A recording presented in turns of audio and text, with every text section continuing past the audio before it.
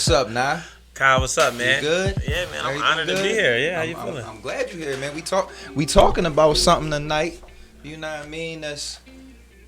You wrote the book on it. Keep it in the light so they could read it. You know what I mean? Cheating is not not cheating. cheating. So we gonna get into, cheat to win is what we talking about tonight, man. But welcome to the Pro Lover Show, where our goal is to help people have better sex and better relationships. All right, so that's what we talk about. Okay, on the Pro Lover. let's do it. Anything we talk about, you know what I'm saying? So first, before we go in, just introduce yourself. Let the people know who you are, what you stand for, Nah. My name Naeem. Most referred to as the Wolf. I feel like the wolf is symbolic to what I represent. Represent unity, loyalty, leadership, love, just different things like that. Being a hunter. You know what I'm saying? I always tell people that you might see a lion and a tiger in the circus, but you ain't gonna never catch a wolf a part of the circus. So I'm never a part of the fuckery, never a part of the foolishness. Entrepreneur since the day I came out. I do marketing. Recently wrote a book, Cheating is Not Cheating. It's been garnering a lot of attention. Globally. With the book. I see Nah everywhere with the book. Like, I'm proud of Nah. I told him when he came in, I said, listen, man, I had the same book title on my vision board and on my wall for like 5 years. And I see your young ass come in here with the book. I'm like, he beat me. He beat me. No, but it's inspiring. It's inspiring to see Nah. You know what I'm saying? That Nah like a little brother to me. I don't know Nah since he was young. Yeah, Kyle been mentoring me since. There's been so many of them conversations that just stuck with me, and I always see he was always somebody that was like the jack of all trades too. And I got to see it firsthand. Somebody like being able to balance a handful of stuff and it not look like you're juggling. Right. You know what I mean? Some people they can't keep up with them. You know what I mean? Doing this and doing that, but me getting a good representation of it, like being able to be up close and personal, it inspired me. So it feels good to return the favor, inspiration like that. That's an honor for me. That's an honorable feeling. Nah, that's what's up, and I definitely appreciate that, man. First thing I'm gonna get into one of our sponsors, and then we gonna talk about cheating, man. We gonna open up a little can of worms with this cheating aspect, and I got a story from somebody too that I'm gonna bring up. Okay. And we gonna see what you got to say about that. But first, let me get to this sponsor read. It's in here somewhere. Here we go. Allow Eatable Delights Catering to tantalize your taste buds this season. Come and place your order and mention the Pro Lover Show and get a free dessert. 11 a.m. to 7:30 p.m. Tuesday through Saturday. They deliver to Philadelphia, Bucks, Delaware, and Montgomery County. Phone number is 215-236-3900 because even your taste buds deserve pampering. Check out Eatable Delights.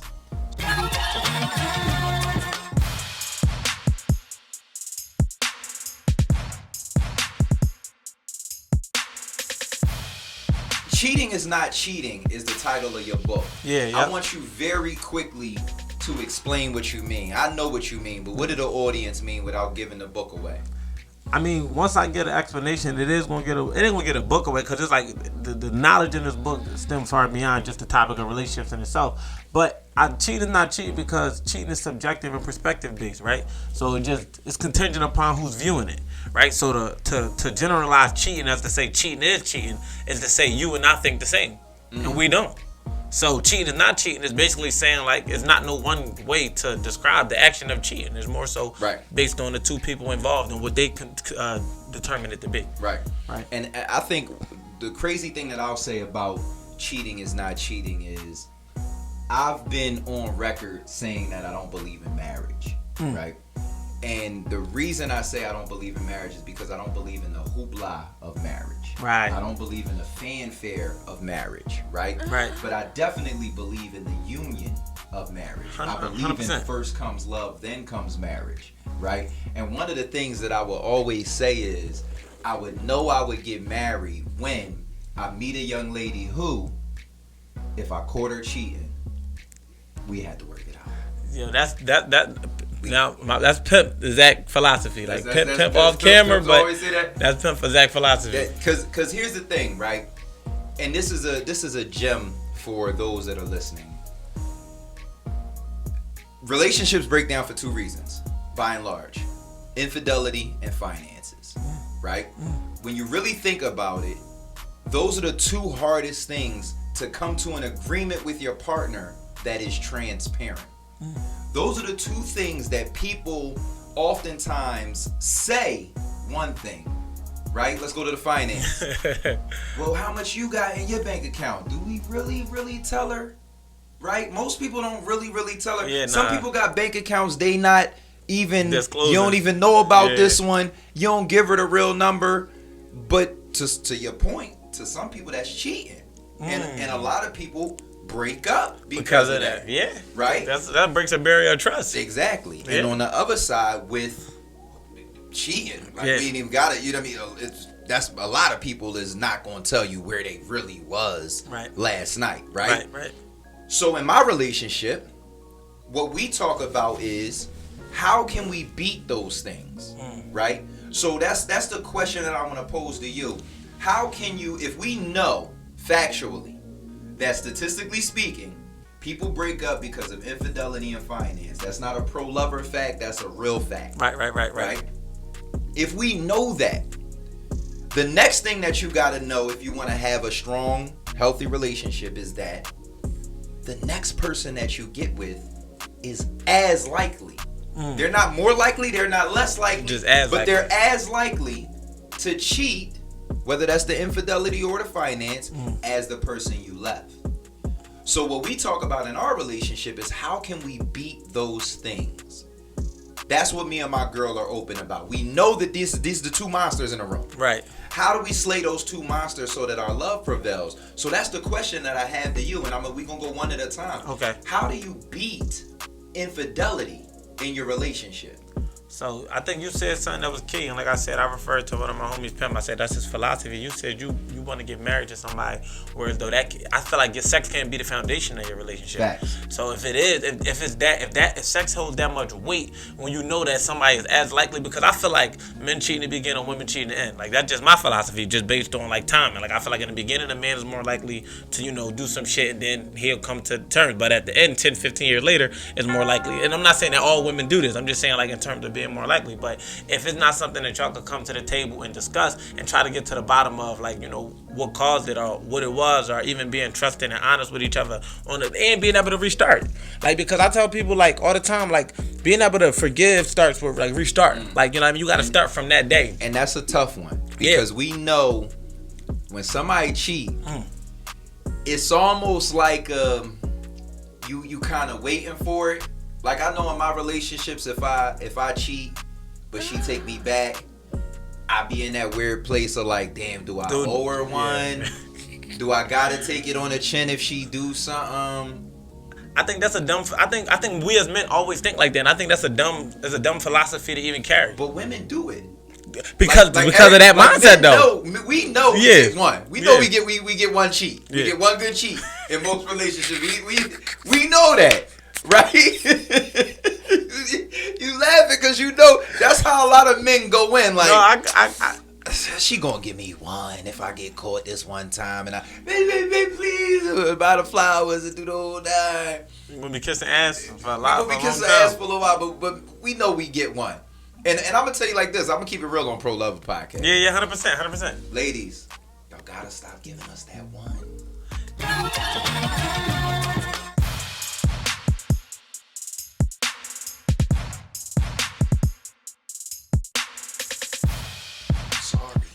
I even talk about that in the book. Not even in regards to forgiveness, but just in regards to like them, like women being more like, willing to forgive, right? Because of like, that as like philosophy of like the chances of me meeting a man and him doing it again.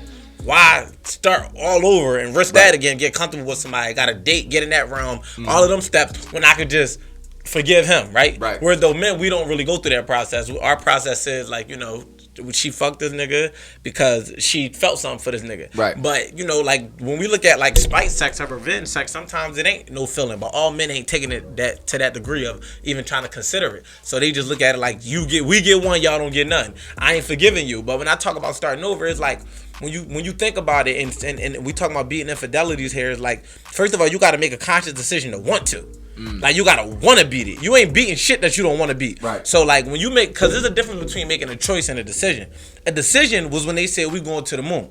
When they said that, they meant that by any means necessary, no matter what obstacles, no matter what we had to do, we going to the moon. We're gonna figure it out. We gonna figure it out. So if you decide to forgive somebody, that means you're gonna be triggered some days. It's gonna be some days where that shit is beating your brain up, and you thinking about it while you having sex with that person. Like, damn, is this how they was making? But the decision, you already made it. Ain't no coming back. It ain't no coming back. So you going to face your triggers, and you're not going to allow them to trigger you to a standpoint where you kind of taking a step back. Right. So being able to beat something that happened is making that decision and say, you know what, we're going to start over. And then while healing, because you got to heal. You can't skip that. You can't just try to go on. Like, we're going to just sweep this shit under the rug, because that's not realistic. When you heal from, when you going through your healing process and you make the decision to move forward with your partner or whatever, it's like you can't bring that back up. You can't let that be something that's like lingering over you. So. And a lot of people, because I want to jump back a little bit, because everything that we talking about, it comes in layers of communication, right? 100%. And everybody isn't at a point where they can openly communicate with a partner. But I'm here to tell you that that's the key to happiness in any relationship. 100%. Even if it's a business relationship, open communication and people understanding what's going on. That's it. That's the more word. important than understanding everything, right? So here, because here's where I want to go back to, right? So I just said, ladies, y'all gotta stop giving us that one, right?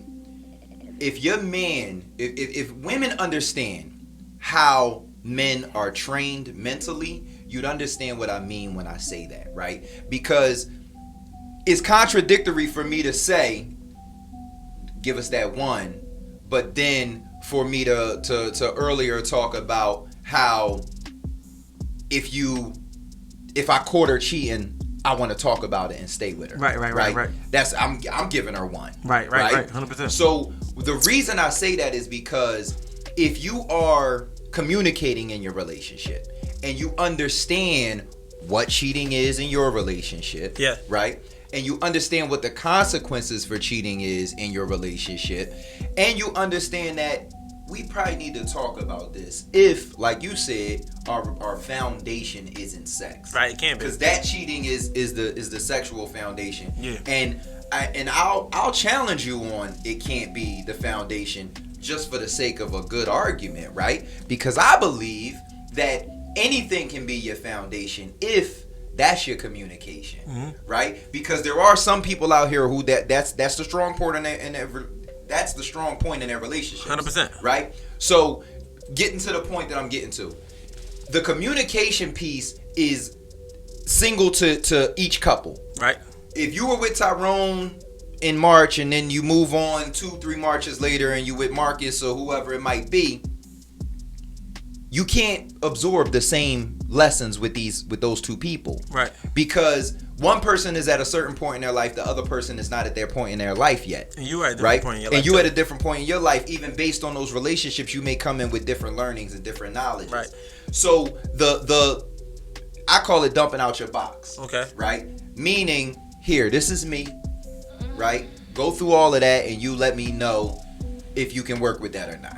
Right? And if the other person is willing to do that too, now you learn things about each other. Right. And now you're able to say, all right, you at this point in your life, I can help you with this. Right. I can help you with that. I can move this way. I can move that way. You can do this. You can do that. Right. If you're not willing to do that, if you're not willing to be forthcoming, and I'm talking about early on. Yeah, 100%. Right? You're not going to be able to get to that level of communication that now understands what type of cheater I am and what type of cheater I'm not.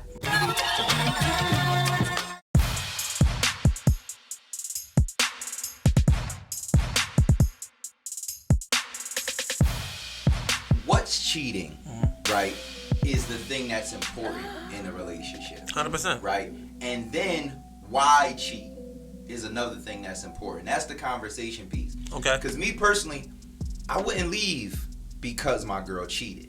Like just the sex act. It's the why. I wouldn't leave. Right. It's what's behind that, what's going on in the relationship. How did we get to this point? Right. And then I'm man enough, this for a whole nother topic though.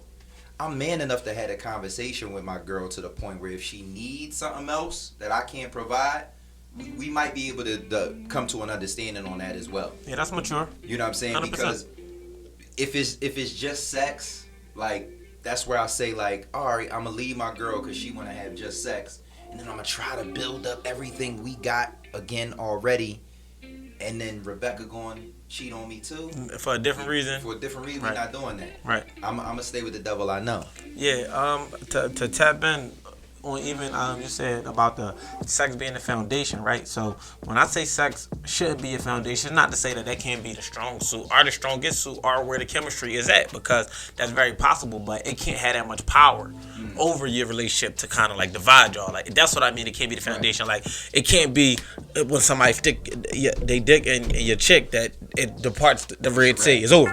Like you just said, like if it gets to the point where it's just sex and like, cause when we get older, like me, like, and I'm still a couple years younger than you, but still just like my mindset, I had to ask myself, because people always are, well, you know, if you say cheating, not cheating, what is cheating to you? And I always say, like, I'm still determining the boundaries, because when I start and it can change from woman to woman. It has changed from woman to woman. The person I was in my first relationship is nowhere near the person the type of freedom. See, because I don't believe in controlling other human beings. Right. So like, people gonna do what they want to do. Yeah. So for me, having the power of letting go, that's none of my concerns as to the decisions that somebody make. Now, when we get more into the whole why aspect, I think that plays a factor. But for me, as to like what I'm okay with, I realize that like my ego isn't weak no more. To where do I feel like I gotta be the only man in my chick life? Like that's big to say no more too. Yeah. Oh that's yeah. Growth. Yeah, it was. And before I even understood what it was, I could reflect on it and say, oh yeah, I had a weak ego because this is what was serving me. This was what serving my ego. And I think even down to like a man cheating, it has everything to do with the strength of his ego. Like, you know what I mean? I feel like, because our ego, we are men, right? So I feel like, and this is just a tip to women out there, right? I feel like women go out their way to try to destroy a man's ego. But if you destroy your man's ego, you destroy the man for good. And he's no longer going to be your man. He's going to go find him a woman that strokes his ego, right? But stroking a man's ego isn't just done by a woman. Like, it's not even just done sexually. Like, Kai's in the gym to stroke his ego. It's nothing satisfying him outside of being able to look at himself and feel the way he want to feel. You understand what I'm saying? True. But I'm up in this flower shirt. But it's important as a man to know your ego and what strokes it, because this is how you know what would, when we start talking about the whys and what it push you to do certain things. See, for me, like, my ego is no longer stroked by how many women I had sex with. Now, for a long time, it was. So if you want to be number one at something, and you're not, I mean, I know a couple stories, you know what I mean? Like, I knew you for 20 years. But yeah, so just understanding that if that's no longer, if that's what strokes a man ego, some men want more money, want the most money, so they overly invested into their work. Some men want to be the best director, want to be the best basketball player. All of these different things stroke a man's ego. Right. So understand it, as a man, what strokes your ego, you could kind of like navigate in the ways in which you can control it. So me getting my ego under control, I realized, like, all right, I'm used to having women attention. I'm used to getting a lot of women, but like, and I also at one point thought that I could be everything a woman needed. Not, but just in any way. Like, I got to be the smartest. I got to be the funniest. I got to be the most handsome. Then I had to realize, like, nah, like, that's not realistic. I got to jump in and drop a gem right there, right? Go ahead. Because I posted about this recently.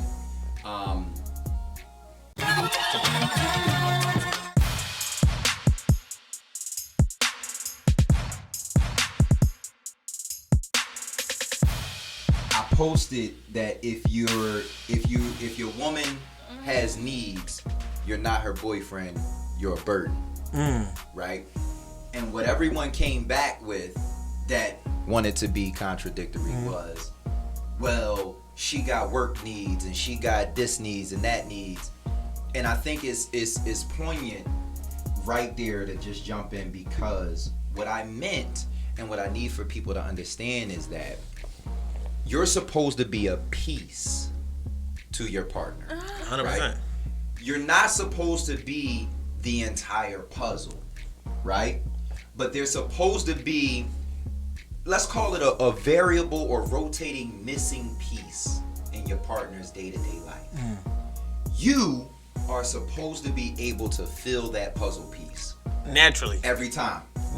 Every time.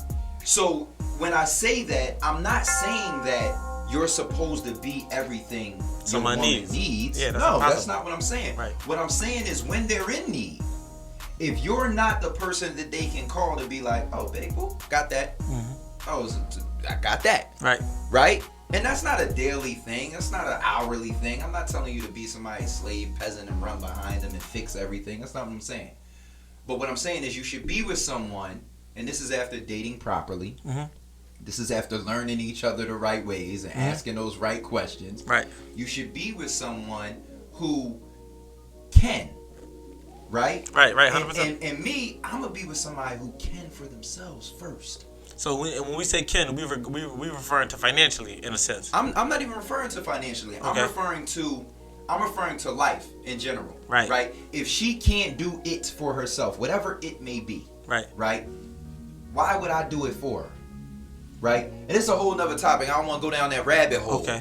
But I had to jump in right there because you reminded me of that.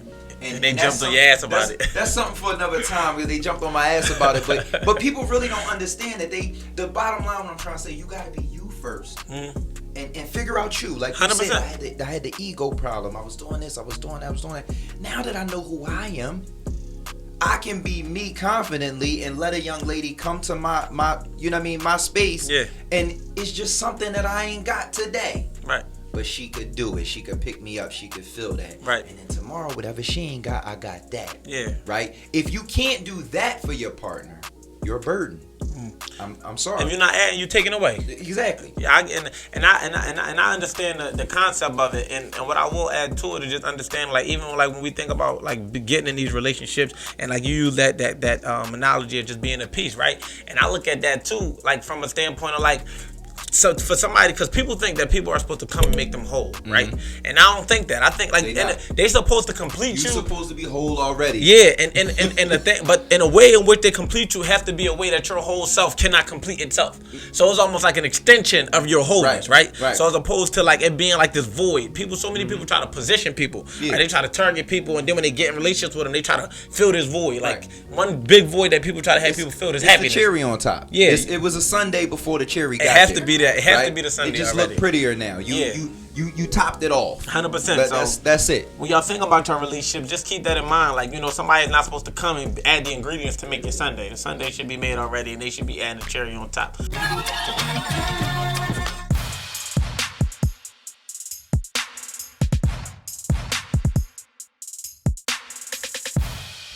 So I need you to give us a situation that happened to you, whether it involves sex or relationship, whether it's funny, whether it's dramatic. I don't want no names, we ain't put nobody out there, but it gotta be true. But it gotta be so crazy people, our listeners and our watchers ain't gonna believe it. Alright, I got one story, and I'll put myself in the hot seat, right? Let's go. It was one time. This was when I knew, like, this when I started to believe in like the power of dreams, right? Because like one time, this was about 2014. I'm in a relationship or whatever, and I come out the bathroom and my phone on the bed or whatever, but it's locked. But my girl at the time, she got her face all scrunched up, arms bent back, and she is furious. But she was just asleep when I walked in. When I went to take a shower, she was asleep. When I came back, she was furious. So I do the damn. So like, what's wrong with you? So she just looking at me. So the first thing I do is look at my phone and try to figure out. Mind you, I am doing a ton of shit. You doing you? I'm doing you me. Out there. So anything in this phone could have happened, right? So she like, I gotta ask you something. I'm like, what you gotta ask me? She like, who's such and such? So the name she say, I can't make this up, is a girl that I'm currently cheating with. It wasn't an easy name like Ashley or something. It wasn't an easy name, but I mean it was a name, and which I won't disclose, right? So this is so crazy, right? So Keisha. I'm like, I'm not gonna give no hints. So I'm like, it was a K name, I wasn't there, but she like, who's such and such, right? I'm like, so first thing I do, I pause because before I even respond, I gotta see. I'm like, what you talking about? So she's still young, naive. So she took her hand and was like, no, because I just had the weirdest dream. So I breathe easy. Whew. Dream. Right, so I just had the weirdest dream where you was cheating on me with somebody named such and such, but it felt so real, like I woke up mad, right? So I'm in my head, I'm like, there's no way she had no dream. Then she went through my phone. I'm like, she went through my phone. I'm not trying to hear nothing. This is what happened. I still to this day be questioning if she went through my phone. Like, and still to this day don't sit right with me. So I'm like, what? So what you talking about? She like, I swear it felt so real. So like, in my dream, it was telling me to ask you. So when I woke up, that was the first thing I did. At the time, this is really somebody I'm actively cheating with so a lot. Depending on that name, she might be super savvy, bro. No, like She might have flipped the script on you. No, because it was like when I even went through my phone to even see if it was. I was way too heads up for that, right? So unless she had a drop. it was no way, right? She swore up and down, and the type of person she was, cause she let it go. After I'm like, she like, do you know a person named? I'm like, yeah, I know a person named. Who don't know a person named such and such? Like, you feel me? Like, but no, are you close to somebody named such and such? I'm close to a lot of such and such. Like, what you talking about? I'm using every loophole I can. I'm like, the closest person I know to that name is one of my homie's sister. You feel what I'm saying? That's as close as it get. You know what I'm saying? So she kind of just like let it go, but when she did that, it was so crazy how like the universe kind of worked, because like just like probably like 2 weeks later, this is nutty on my bad, but I was younger. She go to the girl job, just like, not like, listen, it sound crazy, just it's Victoria's Secret, so it's not like an uncommon place. And she go in there and was like, I'm trying to find something to wear for my man. So all of this shit got me tripping. Like, is this like some type of mind game she playing with me? So then she tell me like, yeah, your girlfriend just left. I helped her pick something out to wear for you. So just be prepared, whatever the kid be. So I'm just like, but she came and it was regular and it never got brought back up. But for me, that was so crazy. And I know people even gonna think that she had to know something, but I don't believe that, because later down in my relationship, something came to me in a dream, and it ended up being true. But if it wasn't for her dream, I would have never believed in my dream to even explore it. But that concept never left me. Yeah, and ever since then, I knew that you could be communicated to in dreams. I ain't never had a dream that felt that real to the point where somebody's name came up, man. Get my second sponsor, man, before we get into the financial part of cheating, man. This comes from Black Oak Wine Club, man. For all my wine lovers, listen up.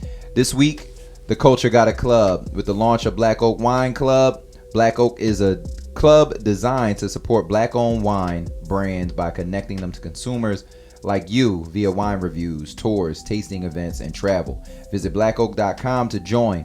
BLACOAK.com. And follow them on Instagram, Black Oak Wine Club. Once again, BLACOAK Wine, WINE Club. I'm gonna make sure I check y'all out, right. too. I'm a Definitely check them out.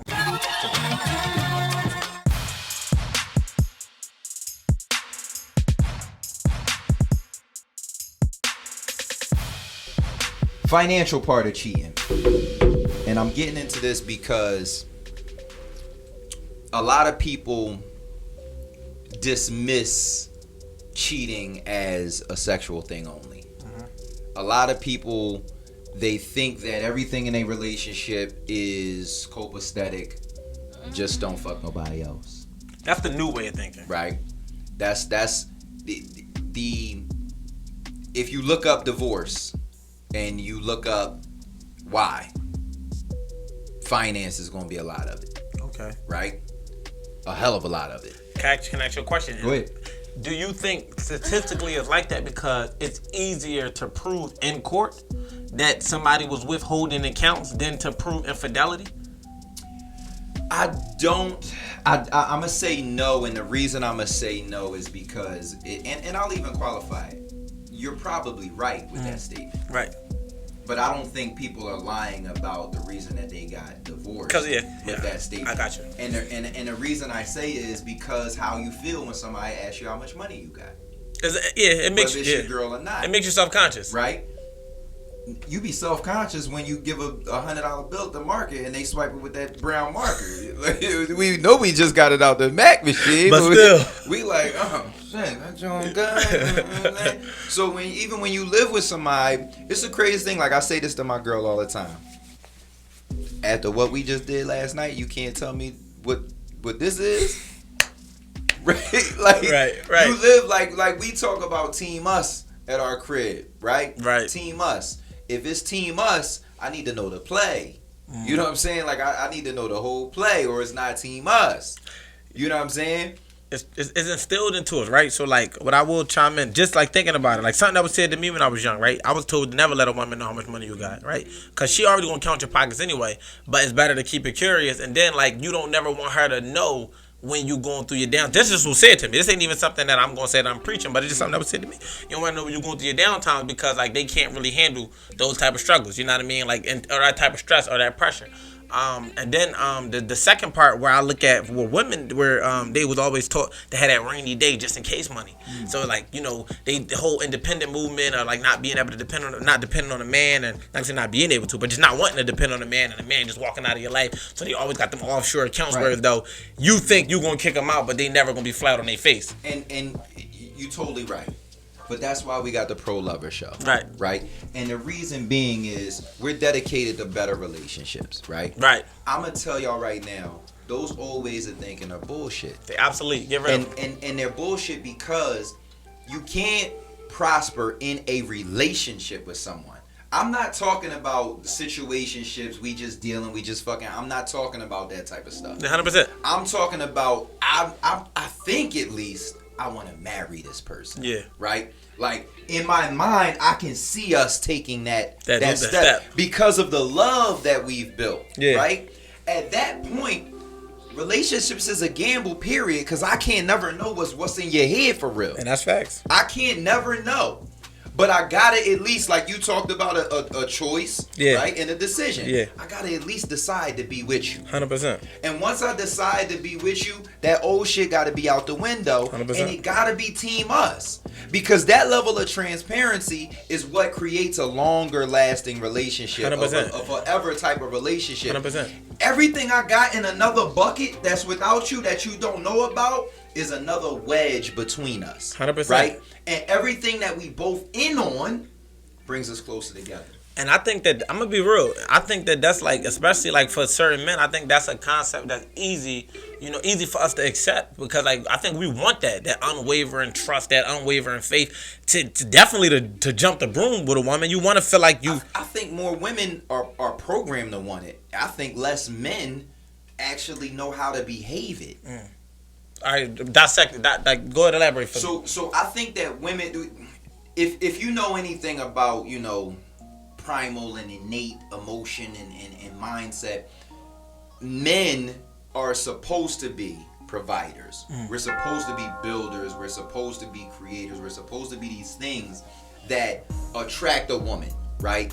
A woman's favor, her sex, is supposed to come to you because you have something that in her eyes she sees and knows that you can provide with. Okay. Right? So when you think about it in that way, the makeup is that women date for love and men date for sex. That's the makeup, right? Now the way of a mature man comes to be, I need somebody to take care of home. 100%. Right? I need somebody that can make sure that everything that I'm building stays together. Yeah. Right? That's the way of a mature man that starts to come, you know, in your later 30s and things like that. You start to think about that. And just to be quite honest, we start to slow down. Your sex drive might slow down. You might start losing your hair. You might start not looking as good. Men start to slow down and behave for different reasons than women. Right. But a woman, even in her 20s, if you're the right dude, she'll behave for you. No, 100%. I agree. If she a good man, right? Yeah, I agree. If you're a good man, she'll definitely... So that's the behave part that I'm talking about. Right. Most men don't know how to behave when women know how to behave. Yeah, I think it's because, and that's what we start talking about, the whole ego thing, right? So, like, it ain't really, I wouldn't even say it's an age thing. It's really more so just, like, understanding yourself and knowing what you want. And like you said, like, I'm 28 now, right? But that's how I view life, whereas though I want something, because I feel like to even be able to reach the level of success that I want to reach, I gotta be focused. And like being single and being able to have any woman isn't always a plus. Do you believe that you could reach that level of success without a woman? I think that's what I'm doing right now to my best attempt. You know, that's the best way I can put it. But I think that for me to go there, I do think I need that. I know. So I imagine your mountaintop. Okay. Right? Imagine whatever, because success is different to everybody. 100%. Imagine a place that you could get in life where if it was all over the next day, you like, I did it the way I wanted. I definitely would want a woman. Part of that. So you do see a woman next to you on that mountaintop. 100%. To go right, because I got to be able to be fixated on my goals and my family.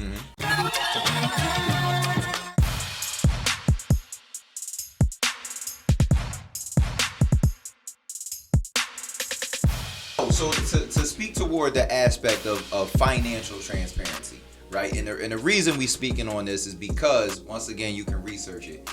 Infidelity and finance break relationships. So how do you slay those two dragons in your relationship to make sure that your relationship stays successful? Yeah. In my humble opinion, once you find that person that you feel like you can marry, right? I think that you have to, even if you slow walk into how we're going to mix our finances, it has to be the goal, right? And it has to be fair. And I don't think that you're with the person that you need to be with if you don't feel like it's fair on both sides, right? So that's an important thing to understand. Like, if you get to talking in that way and you like, well, that don't seem fair, right? And I'm not talking about, it can't be lopsided or it shouldn't or whatever it is. I'm just talking about, do you feel like it's fair? You're getting a good end of the stick. Because you might come into a relationship and your dude is a millionaire already. Or your girl is a millionaire. You a couple $100,000 there or whatever. And when it comes to mixing the finances, it's like, well, I earned this before you. So do you think do you think that finances, I understand like the how it calls for division, but do you think that like we should, I don't think that people should date based on finances. I understand. So this is where I say finances play a part in one area where it's like a mindset thing, right? Like somebody who never had nothing, you just don't know how they are when they get something. You know what I mean? And like when they say money change people, we don't know if it's the person with it or the person without it. So it's just like we just know it changed. Somebody changes behind the act of having money or not having money. I always say they amplify. Yeah. So, but if you dating somebody, right? Because I feel like that's where a lot of women with money can't find a good man. Unless because they searching amongst their level of financial status. You know what it is, bro? I ain't gonna say can't find a good man. I'm gonna say sometimes overlook good men. That's a better way to put it. It's not that they can't find good. That's why I had to take that back. You know what it is? It's that they can't find men good enough for their family and friends.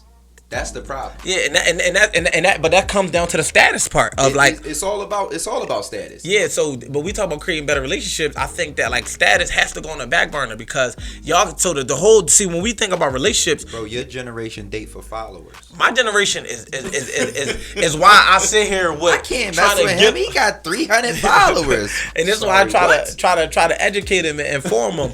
But when you think about eliminating the status, your partner is not your opponent; it's your teammate. Exactly. So it comes down to completion. So if you already got money, you're not gonna be dating for money. Right. You know what I mean? So it's like I understand not taking care of somebody, and I understand. You know what words you gotta enter when you talk about that, and what people need to understand. It's value. Yeah. Right. You gotta. Yeah. It's the value, and I think that in this day and age, the value of two people coming together is fucked up. It's skewed in everybody's eyes.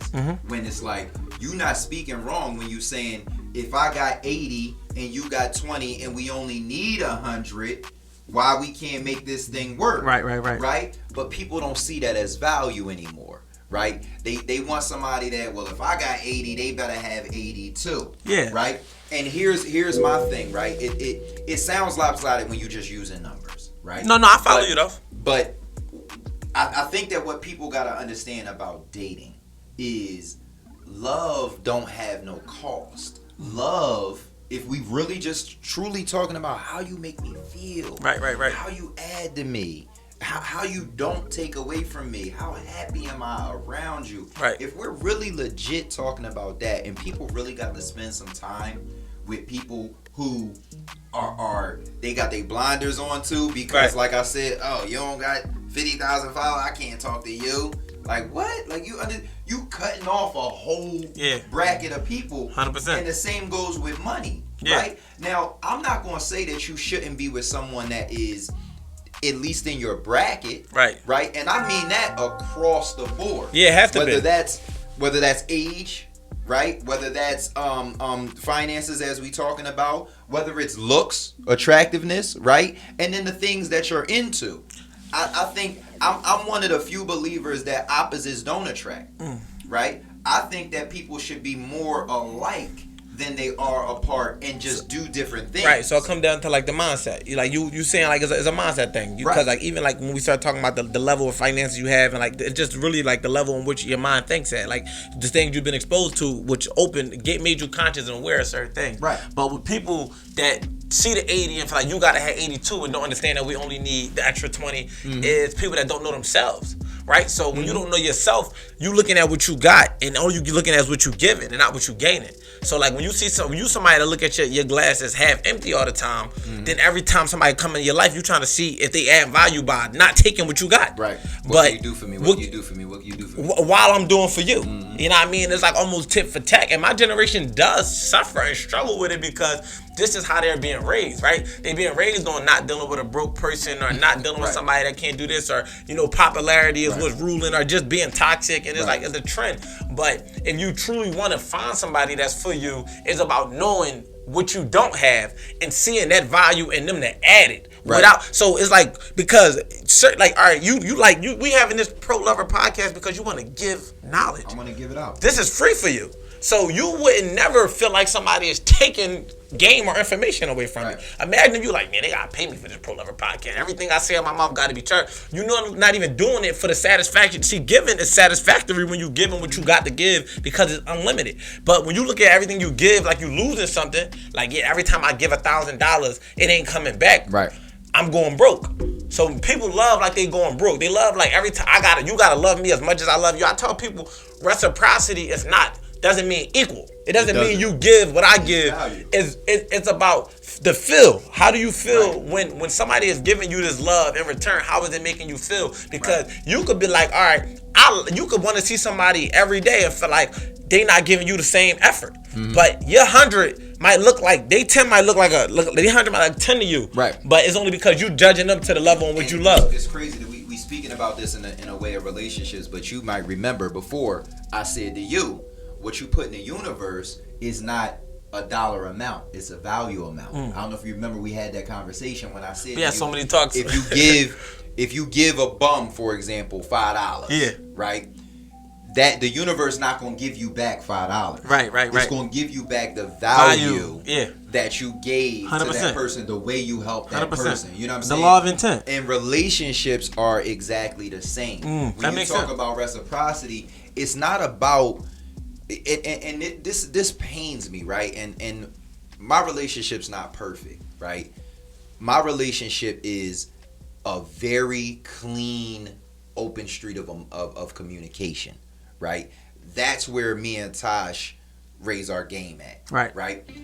And I'm saying all of that to say, when you talk about reciprocity, it's so many people in relationships that they're supposed to be your person, but if you tit for tat, we competing. That's what I say, y'all partners, y'all not teammates. Instead of me just giving, just give, because this is my person, right?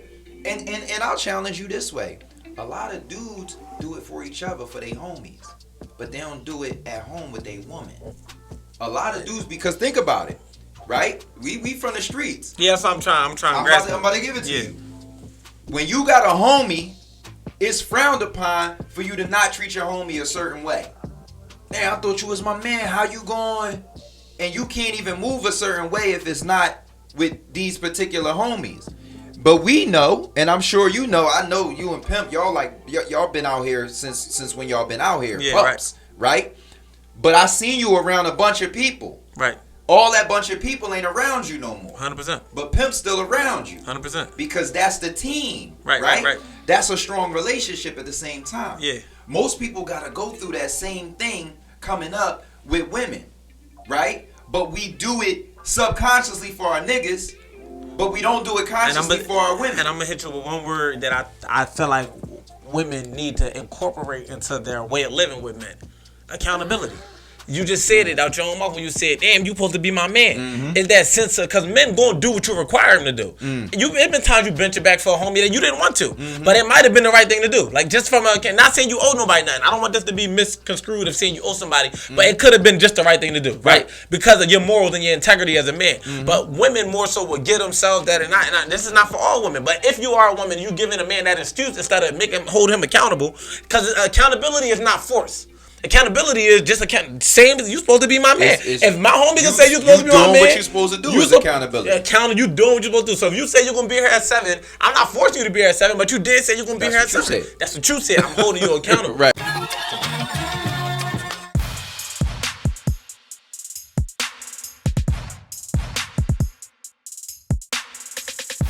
So that one word right there shaped that dynamic, and I think that we always social media takes it and be like, yeah, you do this for your boys, you should do this for your boys, and if that works, if a nigga, because I can't say I don't got that many relationships where I go all extended. You feel obligated. Yeah, no, but it's like, but I do got commitments. Mm-hmm. But one thing about my friends, we hold each other accountable to stand on our word, whether it's with our women or with our children or with each other. So with that type of accountability, I'm holding myself accountable first, but every man don't got that discipline to hold himself accountable. So it is not a woman's job to, but it's natural. Because if my woman say she gonna do something by a certain time, I'm gonna hold her accountable. You did say you was gonna clean it up. Right. Like, I ain't forcing you, but you did say that. That level of accountability, right, and putting that in front of a man, you can be able to determine what type of man he is. So if you hold him accountable and he's still doing more for his homies and he not being, his word don't matter to you, then that's letting you know that you don't matter to him. Right. Because a man, all we got is our word. He ain't the one for you. He not the one for you. So don't make that excuse by feeling like, well, he said it, but maybe this happened or maybe that. No, hold somebody accountable. If somebody said they got your back, hold them to that. You said you got me, just have me.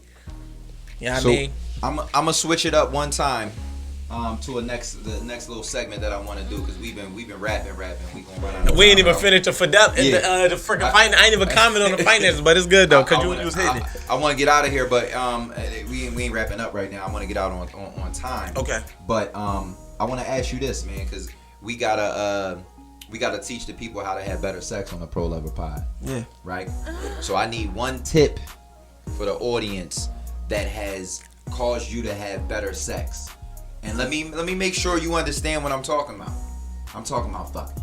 Yeah, 100%. I ain't talking about, you're in your relationship or how to get her back or nothing like that. I'm talking about, I want the people to take a tip from you that a girl could use on a guy. It might come from that direction. Or a guy could use on a girl. So all right, so let me because like there's so many areas in which my mind is going, right? So as we talking about like from a position standpoint, or like, see, for me, I think my sex becomes better with a woman from me to the woman when I learn her body, when I seek to understand her body. But everybody don't got that much time. Like, some niggas got to fuck a girl so many times. I'm gonna interject, but I think you right on the path. So think about it holistically. I'm gonna have 1,000 guests on this show. Yeah. And I want people that watch a lot of the shows to be able to compile these tips. Right. And be pro lovers. Got you. Yeah, so I would just say, just having sex to learn a woman's body. Like, when you in there, like, especially the first time, even if it's a one night stand or whatever, you taking your time to kind of see like what's working for you. Because a lot of men go into it with the agenda of just trying to penetrate, right? But like, that ain't every woman ain't just to be penetrated. You know what I mean? It's about like fucking them, but like really fucking them. So when I say fucking her, it's like her, whoever she is, figuring out what works for her and going with that. Like, when they say it, if it ain't broke, don't fix it, because at the end of the day, like, we could be doing something, you could be getting a reaction, and you think that means thrust harder. Like, oh yeah, she like this. But now, like, you might have been hitting a particular spot exactly the way you was doing it, just stick to what's working. That's the best pro tip I can give you. Stick to what's working. But to figure out what's working, you got to pay attention to her reaction. Don't be so in your head worried about fucking her or not nutting or whatever the case may be, that you forgetting that you serve her. Like, when I'm having sex with a woman, I'm here to serve you. I ain't worried about getting my shit off, because me seeing you get your shit off is going to get my shit off regardless. So that's just a tip I would give y'all. Pay attention. That's a good tip. So I got an ebook coming out. It's called The 20-Day Climax. Right? So piggybacking off of Naeem's tip, I'm going to give y'all one of the tips that's in that book. Communication. I think that most people don't communicate about sex and what they like. Most people take the route of feeling out the body, feeling out the sounds, feeling out the positions and things like that, right? But they don't just talk about it.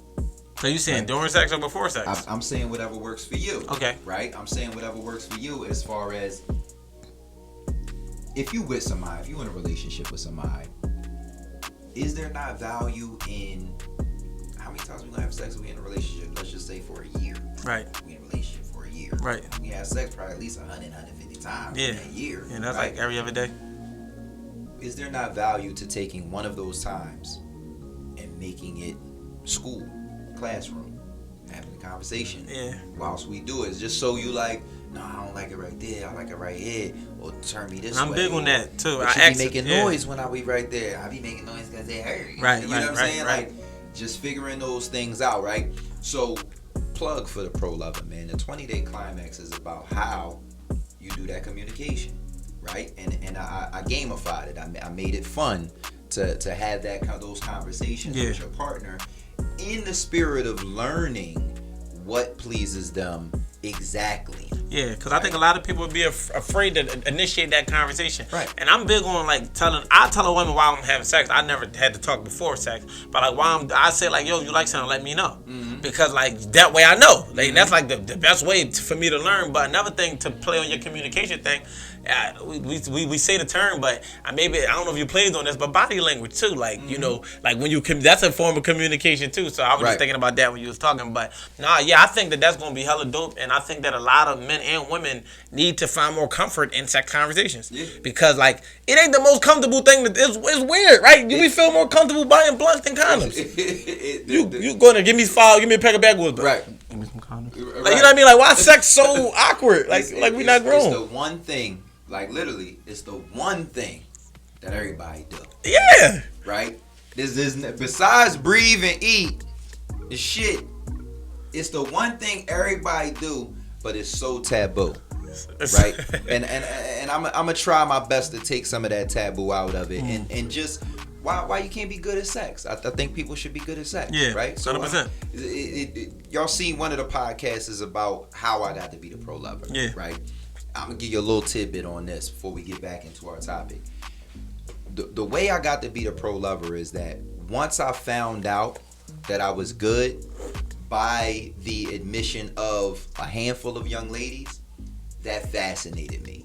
That started to make me fascinated with being better. Strokes your ego. Right? No, not even the stroke. Not in a bad way. Not in a bad way. The ego stroke. Not the ego stroke. It stroked my curiosity. Yeah. Right? Because what I started to understand no different than the first time you go to a new neighborhood and you the nicest one on a basketball court or something. Right. I started to be like, damn, well, how nice am I? Right. Right? I need more competition. I need better competition. Right. And when I say that analogy kind of make me sound like I went straight to whoredom, but no, I went straight to learning. I really researched this stuff, and I started to communicate more, and I started to do more and more things that women started to tell me that nobody did. Right? So that fascinated me and started to grow me in that direction. But I don't want to mix up the topics while we on cheating. So you didn't get to answer the finance question. Right? So give the people your advice on how you slay the dragon that is, we broke up because his money was this and my money was that. How do we beat that? It's really just about understanding what you want out of a partner. I think that the most complex question you could ask somebody is what they want. I think you would be surprised. See, people think mental activity is thought, right? But your mind will answer the question that you're asking. So if you never ask yourself what do you want, then you have never answered that question. So what you do is you go through life trying to find somebody that's compatible with you. Or somebody that's compatible with the person you think you want without giving yourself a conclusive answer as to what that is. So being able to slay that is what do you want? Now, if it's money you seek and that's truly what you want, then you ain't going to date somebody that's not financially on your level. That's just not what's going to be. But if you find yourself dealing with somebody and you did fuck with this person until you found out they wasn't financially on your level and you no longer fuck with that person, then you got to sit down and have an honest... See, because all of the work has to be done under the hood. So you could be a Bentley, but if you got a blown engine, your shit's still fucked up. A lot of people focus on being a Bentley. They don't focus on being the engine. They don't focus on fixing the work that's under the hood. So if you can't identify what you want before you get to the point of, you feeling like it's a wrap because of what somebody is lacking in the financial area, then you need to spend more time with yourself. You're not ready to be in a relationship because when we start talking about completing somebody, you know what I mean? That ain't the area that's going to do it. Now, granted, I feel like money is a tool. And money does bring happiness in certain ways. Right. Not the physical piece of paper, but just the results of using the money, right? So if you a particular person and you want to live a particular lifestyle that money has to provide, that doesn't mean you dating for money because you could be working to provide that. It's just a lifestyle that you want to live. This is what you want, you know what I mean? But to feel like you fucked with somebody and you no longer fuck with them because they're not financially on your level, you got to ask yourself, did you really fuck with them and why? So this is why it's important question to ask yourself is why? Why is this person in my life? Like, what is the role not the role I'm associating them with, but what is the role that they truly serve without me deeming it to be that, right? So if you can identify that and the money is not associated with it, then you shouldn't stop fucking with somebody because they don't got money. I would agree. 100%. You know what I mean? And I would also say that there's something to be said about how we date nowadays versus how we used to. Just on the vein of men making more money than women typically, right? And I just don't. I agree with you that money is not a. It's hard to explain in that it's the hustle that I'm attracted to. 100%. Right? And the hustle might have you broke one day. Yeah. But the hustle will get you back up. 100%. Right? The money, for me, is more so a thing that's like, do I not love her because she don't match my bank account? Or is it my ambition? Right?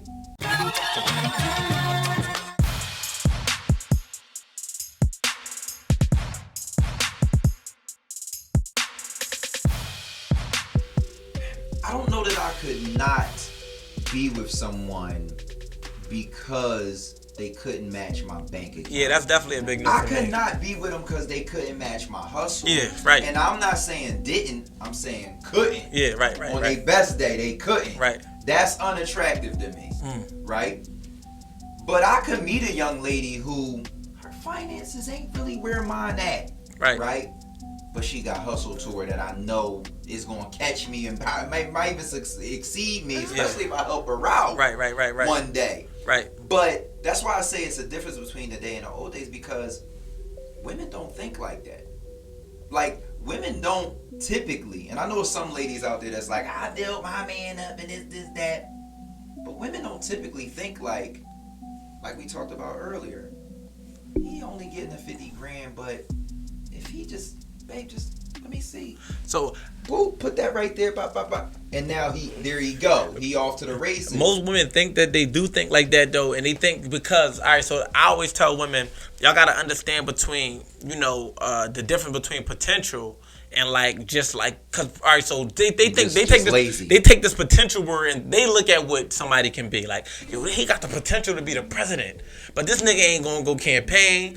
He ain't hanging up no flyers. He not even entering his name on a ballot. But and they'll sit with this nigga for 10 years off the potential of him being a president. But you got this. Now he waits 10 years with this nigga. Now you got the other nigga who is campaigning, but he ain't start running yet because he ain't reached the age of legality to run for president. And they not trying to wait for him because they just wasted 10 years with this nigga who had potential. But I always tell women that potential is not what you see in somebody, it's what they see in themselves. So when you thinking about who you gonna rock with, because they think that they rock with men, but they always end up rocking with the nigga that don't amount to nothing. And it's that nigga like us who had ambition since we was kids, who was just trying to figure it out. You know what I mean? We was making our journey and trying to find that woman that was gonna stick, because women don't have to wait. I tell them all the time, you don't have to. Right. But to find that woman that wants to wait. But when we think about why they don't date, why them looking at our finances, I think that we don't look at money when we search for a woman. We don't. We honestly, I feel like most men would rather be the breadwinner. And people will argue for different reasons, but for whatever reason, I feel like most men would. I don't know if it was just instilled to men at a young age or whatever. But with women, I think that because that also was instilled into them, that when they see a man, because women think that men are intimidated by them when they make more money. I hear that so much. Why is it a man when a woman make more money? I said, no, a man ain't intimidated by you making more money than him. It's about how you make him feel about you making more money than him. How you treat him. If he's still the man, he ain't gonna trip about you making more money, because it ain't really about that. It's about him being the man. But if you feel like because you make more money, it gives you more authority, or it makes you have less respect for him, then it's going to become issue. So it's not the money itself. But you right, men would take a woman. They say a rich nigga will build a broke chick, but a rich chick won't build a broke nigga. And that's facts. And I do agree with that. And it's only because you said it earlier, we wouldn't be considered good enough to her friends and her family. So when you weigh into all of these variables, because you ever feel like, if I can get this woman and me and her on the island, I can have her. But you throw in society and all of the stigmas and all of that. This is what clouds her from seeing you. She can't see past the niggas in front of her. You know what I mean? It's fucked up. There's so many variables that have no value at all, that are keeping two good people from being two people in a relationship that lasts and that works. And that's why this book is so essential. Plug the book. Gotta plug it, right? Yeah. But no, this is why it's essential. No, because we didn't even tap into a lot of stuff we even talk about. And it was general, but this book covers a lot of stuff in regards to like. So the key to it is a guide to understanding, right? So I even say my quote: relationships last longer when they're built on understanding. So like one thing that every time you revert to you and Tosh, I get you understanding. Right. So no matter what you're talking about, the key to it is understanding and wanting to understand. Right. Like I want to understand her. Right. I want to understand what makes her body do. I want to understand her finance. I want to understand her mind. I want to understand her past. Right. And vice versa. So the relationships last longer because our relationships don't have no understanding nowadays. That's where the value is lacking because people are not seeking to understand. So in the book, I talk about relationships, but I also talk about the double standards. I talk about pride and ego. I talk about his weak ego making him do it, her strong pride not being able to let it go. I talk about forgiveness, and I talk about just like understanding yourself first to even be able to understand a partner. Because me spending time with myself, which is why self-love is so essential, so important, because you can't even identify love at all until you love yourself. Right. Because how can I tell you what something is for me if I never discovered it within me? Right. You know what I mean? You will recognize hustle because it's in you. If you was a lazy nigga, everything look like hustle to you. Right. Because you ain't doing shit. You ain't doing shit. But when you love yourself, you feeling it yourself to even be able to compare it to, not even to you, but just being able to have that scale and knowing like, all right, this is what love feels like because I already love me. Right. So I'm not getting with you for you to love me harder than I'm loving me. It's for me to know that you love me because I love me and I can truly feel and it. It's to be okay with loving yourself. 100%. Number one, because we live in, this is the craziest shit. I've posted about this before. We live in a world that will tell you, oh, your self-esteem ain't supposed to be low. You supposed to have these types of feelings, emotions about yourself, and this and this and that and da. And then as soon as you celebrate your win, or as soon as you publicly love yourself, oh, you're doing full of too it. much. You full of yourself. You conceited. You did. It's like we this world boxes us in. I just want everybody to understand and know, love yourself, number one, right? And find yourself, number two, yourself. This is all about self. This is because I get women that ask me all the time, well, he ain't doing this and he ain't doing that. And then they get mad at me when I ask them, well, what are you doing? Yeah. Right? A lot of people don't spend time with themselves to ask themselves that question. It's never about what your partner is or is not doing, right? Because you hinted to it before, accountability. Yeah. Your performance is accountability enough. 100%. Your performance in a relationship, just you doing the things that, I don't care if the dishes is his responsibility. Right. If he know, right, to Nas' point, if he understands that dishes is his responsibility, and this is a great one because let's flip-flop it. If she understands that dishes are her responsibility, because this is my house I'm talking about right now, right? But I start doing the dishes, oh, she mad. Right. Why you doing? Because she know that's her responsibility. Right. Now my performance is what's raising her game. Yeah. Now she know you in this house, but in order for this household to move correctly, I don't need your help. Right. I can do the dishes my damn self. Right. And I'm metaphorically speaking when I say that, right? But that performance, what are you doing? Be the change you want to see. Yeah. Right? 100%. A true person, a real person within your relationship, they gotta rise to the occasion. Right. Because they start to see their worth dissipate. Yeah, I think that's what makes people fearful in relationships of feeling expendable and disposable when they feel like, man, Kyle gonna do the dishes with or without me, so how much value is doing the dishes, right? And I know from my experience in dealing with women, they require security, right? So it's like, and men, we require just in a different sense. But if you willing to do if your wife do the dishes, your girl do the dishes, and she feel like, this is an essential part of being in a household, and you willing to show her like, man, I can do this, that's no different than her being like, I can pay these bills without you. So like, we want to eliminate that mindset. I see where you going. Yeah.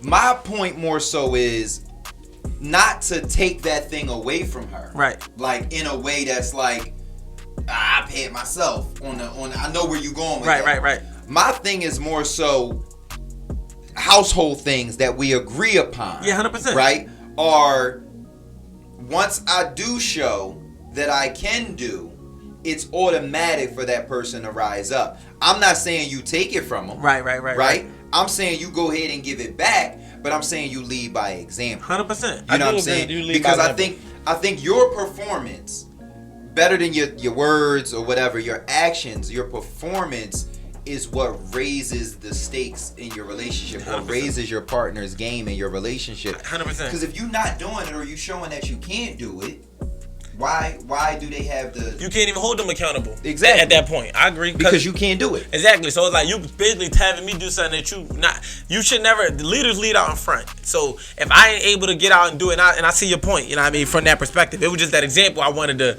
type into, but now I see what it's you're saying. about, so with that metaphor, it's about the communication being in front of this being your responsibility. Yeah. Right? Yeah. And then it's about me not, it was your responsibility on Tuesday and you ain't do it. It's the Thursday responsibility where it just got done that sends that trigger.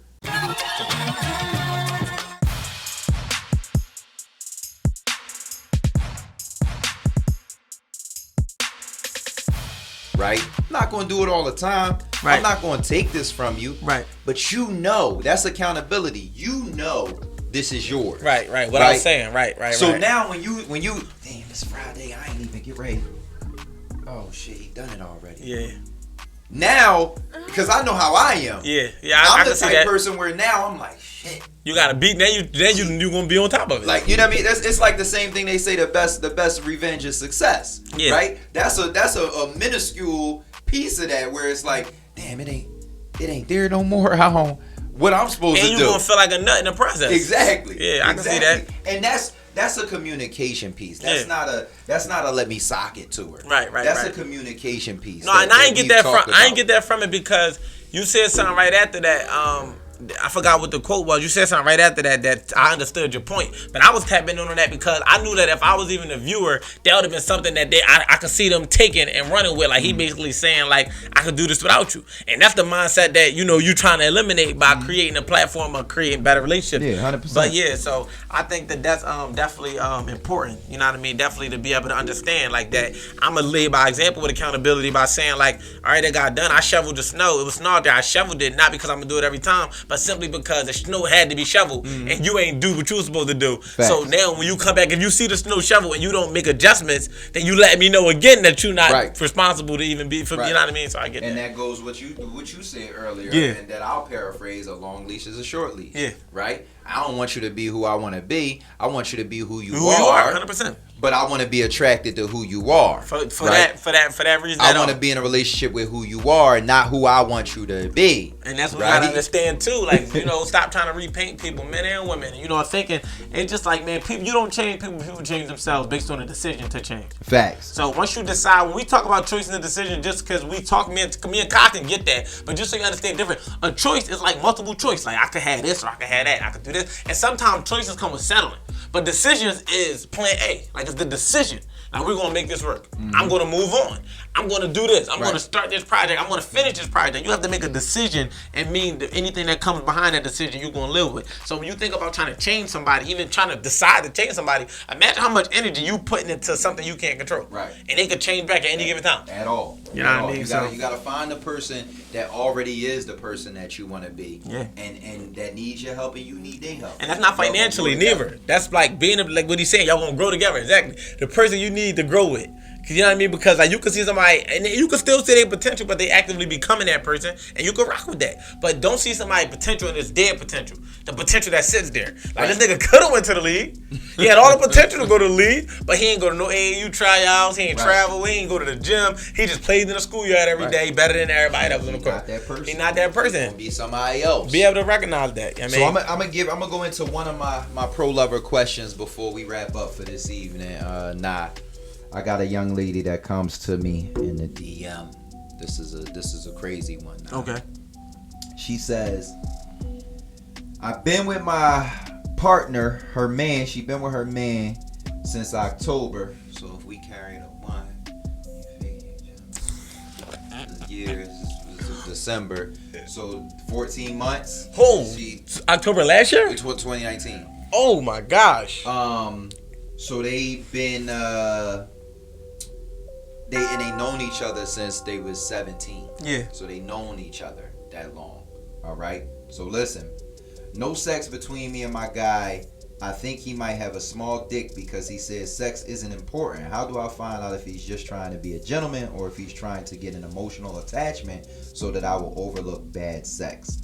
We've talked about sex a lot, even got STD and COVID tested together. That was my question. But he said he wants to wait until we are solid before we intertwine our essence. Damn, she put that in quotes. I probably shouldn't have said that. He hear that shit? He hear that. How many people have intertwined essences? That I ain't trying. You drunk.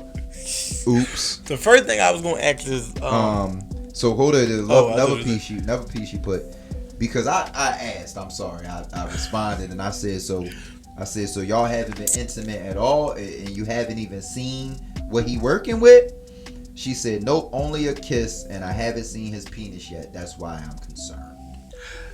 The first thing I was going to ask was the STD part. Like, well, maybe he ain't trying to give her STD, but she said they got STD and COVID tested. So I can't even give him a reason, me being the man I am, of course, because like he might just be one of those, God-fearing, abstinence, loving, celibate men. But that's another one I should have asked her. Was he celibate? Was he celibate, abstinent? You know what I mean? Because then we not respecting his religion at that point, right? And it's like it's a tough one. That part I would have to add that in because she didn't announce that. But outside of that, man, if you watching this, I would say, man.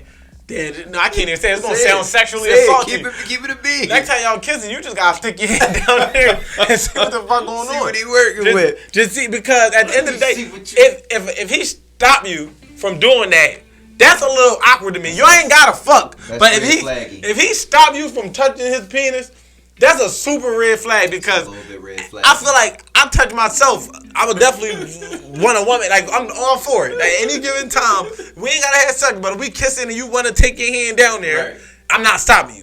I don't give a fuck where we at. Right. I don't give a fuck. See here, I'm gonna answer it this way, man. I'm gonna answer it this way. I don't know what's going on with him, his religious beliefs or anything like that. I hope that's what it is. We gave him out. He gonna see this shit first. He go right. But here's my thing that I would caution the young lady. Y'all might not be on the same sexual wavelength because even the fact that you're thinking about it and that it's bothering you that it hasn't went anywhere. That's a conversation that you really need to be open and honest and have with him. It's okay for women to want to have sex. It's okay for women to want to know what the sex is going to be or feel like. It's okay for women to want to know. So you might have to just have that conversation with him and let him know that this is bothering me. Like, because this is a great point to wrap up on. And I'm gonna let you get a final word into it too now, but I am tired of the notion of guessing in relationships. 100%. I am very, very tired of that. You sleep with this person. Well, y'all ain't sleeping together, but you're with this person. I'm not laughing at your sex life. This person is supposed to be your mate, your partner, your friend, your lover, your all of these things. But we have so much guesswork in relationships these days. When just ask a motherfucker, just what's going on here? Like I feel like, especially in this situation, I feel like something has to be going on here. Yeah. Even for him to just be like, no, it's nothing going on. I'm working with a little change here. You know what I'm saying? I just legit been through 18 bad relationships and I want to try something new. Is it okay if I try something new with you? I promise the slammer jammer is there. You ain't gonna have nothing to worry about. Or for him to say, I got a baby date. I just don't. Listen, I'm not cutting you off, but like, two things. I wanna definitely agree with him as terms of like a man being able to try something different, because I don't feel like I feel like men don't feel like they're allowed to not want sex, right? We feel like that it's gonna look funny, and I feel like I didn't help with my responses. You know what I'm saying? I'm gonna do over, yo. No, I don't want to do over. I'm agreeing with him. I'm like you broke it down perfectly in terms of like, yo, I might want to try something different. Like it ain't got nothing to do with the size, but I've been through some fucked up shit, and maybe he feel like sex might change him. and he might not want to get to that point or whatever. So that's why I gotta just let people know I agree with Kyle. And have a conversation, man. And that goes for not just her answer, but stop with these walls up in something that you trying to invest in. Like, I get it if you just try and hit, I've been there. If you this just something, I'm not gonna really give him or her too much of me. I get it, right? But when we talking about I want to be in a relationship, you gotta open the doors, man. You gotta unlock stuff for better or for worse. Yeah. Right? Because it's what's worse? You want to be down the line with somebody who had you just open that door or you could have saved some time months ago? You'd have been like, oh, this man, he ain't the one. Yeah, and I talk about that a lot in the book too. But to what you're saying about the communicate, is a word I created for that. It's called, a lot of people assume I communication. So it's like they assume I communicate by making assumptions. Like they just give themselves answers. Like, and it's to avoid the rejection or having the awkward conversation. But as opposed to just being direct, upfront, and open, and just being okay with whatever. See, because the fear of rejection is a motherfucker. It'll stop you from asking all of the questions. Because you don't. It's like if you feel like you're going to get the response you want but don't want, you're not going to ask. But you got to go into something being okay with the outcome of whatever. So that eliminates that fear and it makes you be able to communicate directly without assuming I communicate, right, which is just jumping out there and just making them assumptions or just avoiding it in total and feeling like you know what, I'm gonna just keep putting it on the back burner. But in my y'all gotta I'm gonna get you back to your book, but y'all you said something amazing. Y'all have to start to embrace rejection because rejection is protection, right? Rejection means it wasn't meant for you. Every time. So don't be scared of that. Go run into it. Because if it doesn't reject you, it's what's for you. Yeah, 100%.